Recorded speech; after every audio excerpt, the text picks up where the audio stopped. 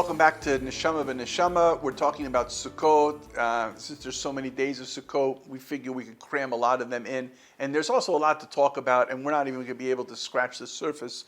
But one thing I do want to share with you is an interesting idea about the skach, because we know that the covering of the sukkah, called the skach, is actually where the word sukkah comes from. So therefore, there's something about the skach which in itself has the primary lesson of the holiday itself.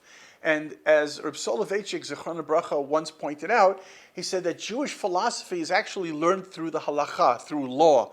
By understanding the law, we understand really Ratzon Hashem, the will of God.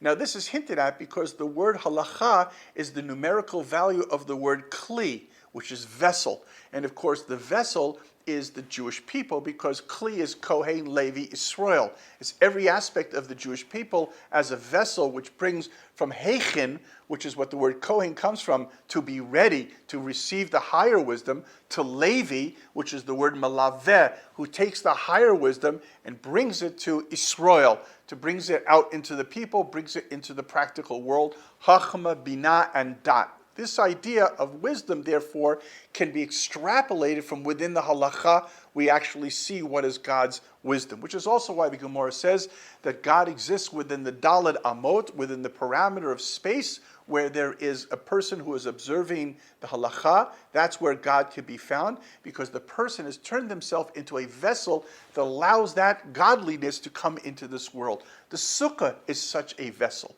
But the way that we let God come into our world is by having a skach through which, on the one hand, it is the elements of this world that cover us, right? We go out, we make our living, we have our careers, we have all the things that we feel koach b'yadi atzbi, the things that make us feel powerful.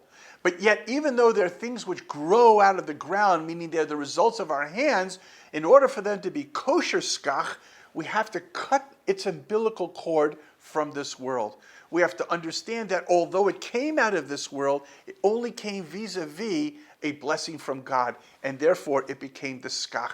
The other component of the skach is we have to be able to see through it to the stars, not to be trapped in our own little facade of thinking that our world is the world that we made. Yes, we are partners with God. We see the parts that we made, but we need to be able to open up the window to be able to see the stars, to be able to see God, to let that come down, to let the spiritual rain that we create on Rosh Hashanah and Yom Kippur to be caught in our vessels inside the Sukkah to bring us to new levels of faith for the new year.